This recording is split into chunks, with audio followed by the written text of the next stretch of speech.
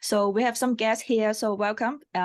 This is a course for Management Consulting Practicum. So the students are actually team in different groups, and then they have been working with Greg for the entire semester, trying to identify his business needs and trying to act as a consultants for Greg. And so today is our final class, and they're going to give a final presentations, but in between they have given some presentations to Greg already. All right, hello everyone. We are the pharmaceuticals group, and today we're going to share our recommendations and conclusions from this project. So here's kind of an overview of what we'll be presenting today. We're going to start with a recap that just kind of summarizes what we've previously presented to Greg during the semester, as well as like the benefits and risks that we've found within the pharmaceutical market. But we're going to focus the bulk of our presentation on our strategic recommendations that we think will be helpful for both investors and Greg to be aware of. And then we'll just conclude with some final thoughts about our time spent working on this project. Yeah, so looking at what we've accomplished over the semester, we started the semester doing research and market research specifically. So we looked at the applications of microalgae in the pharmaceutical industry that's currently happening, and we also evaluated the segment for future use of microalgae in the pharmaceutical industry. We also learned about the trends that would be happening, the major players in there, and what the current innovation is, and where Greg would stand with all of this. We then looked at a pilot facility scale up, where we looked at how we could generate new methods of production. And we also designed a new pilot facility structure, which we're going to go into a little later.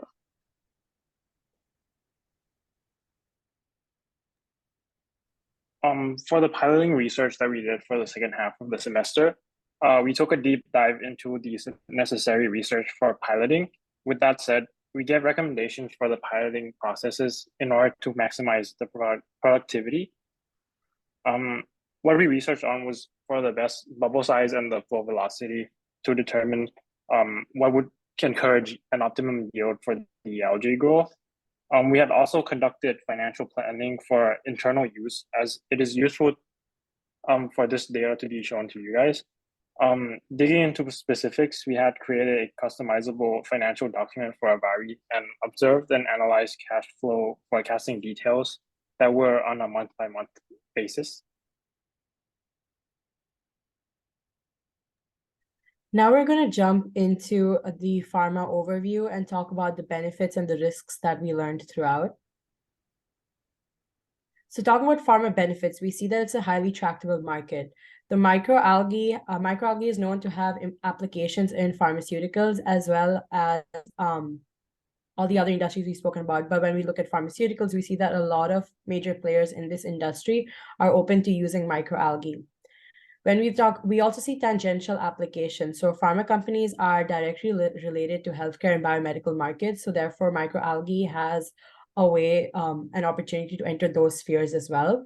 We also see industry incentives. So there's a push actually for pharmaceutical companies to start being more environmentally friendly and green. And that is really where microalgae can start making an impact. Acknowledging the benefits, it's also important to consider the risks. So there are regulatory risks with the pharmaceutical process, just knowing that it can take a while to get things to market, sometimes even years. So just acknowledging that and the way that the industry is structured. There are supplier barriers risks. So Avari will likely need to confront intense regulatory barriers as well as high opportunity costs.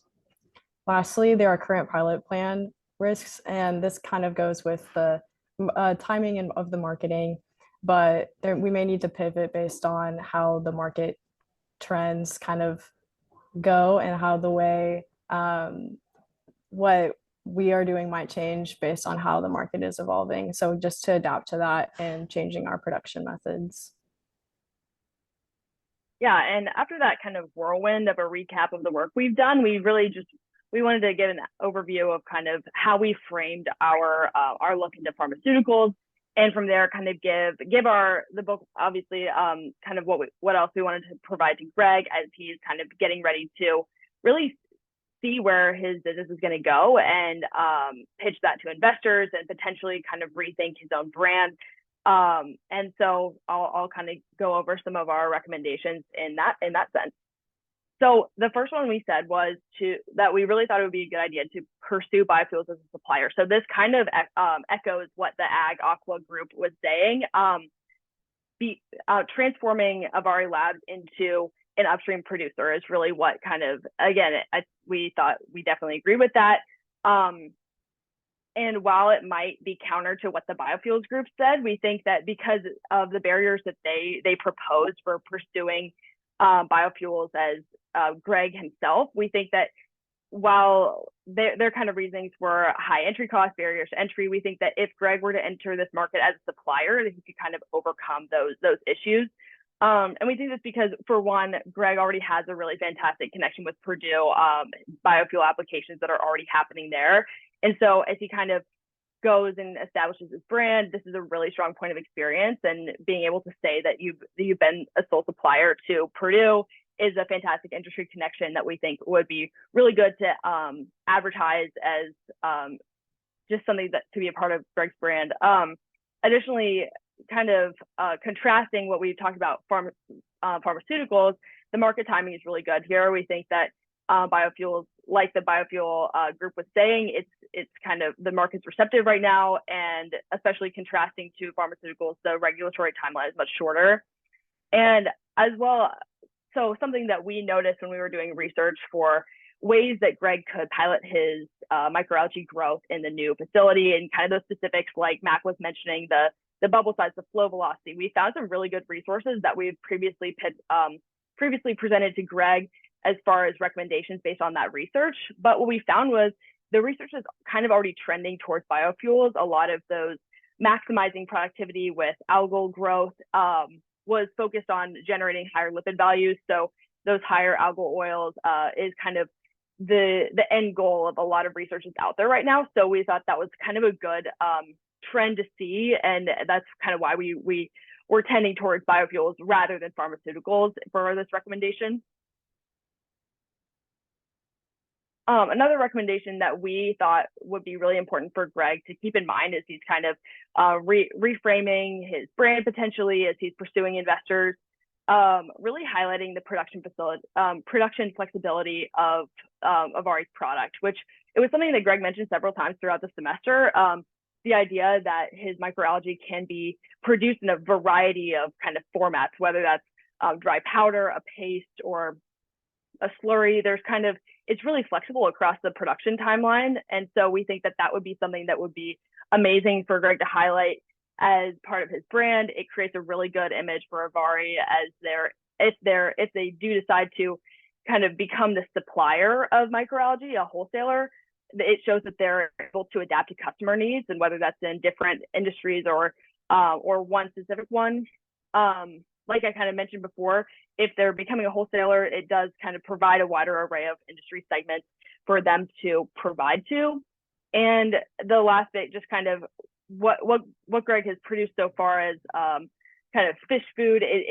This is a really great opportunity to kind of expand on what he's already doing, just being able to have that variety of things that he can produce. It kind of pivots away from being a pigeonholed company and allows him to move into more varied industries. And our last kind of suggestion for Greg is just to kind of look at the trends for where investors are going right now with microalgae.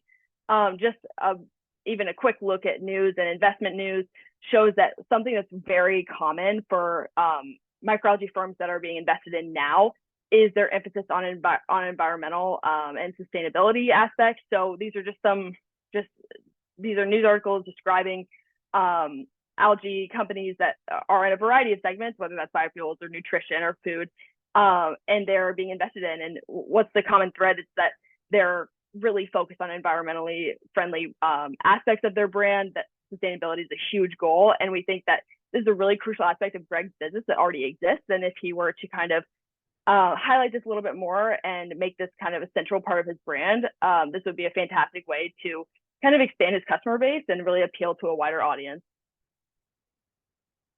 And the last thing we wanted to just talk about, and I hope I think I'm able to speak for all of us, and it's good that I'm going last to describe this, is just kind of the impact that we've taken away from our experience with working with Greg and working with Avari Labs. One, thank you for giving us the opportunity to take initiative. We've definitely found that what we get out of it is what we put in. And so it's been a great opportunity to get to kind of be creative, think outside the box as consultants for what could potentially benefit you and your business. It's definitely been kind of the key example of a hands-on experience in a real company in consulting. As someone who's going into consulting myself, I've really appreciated this opportunity.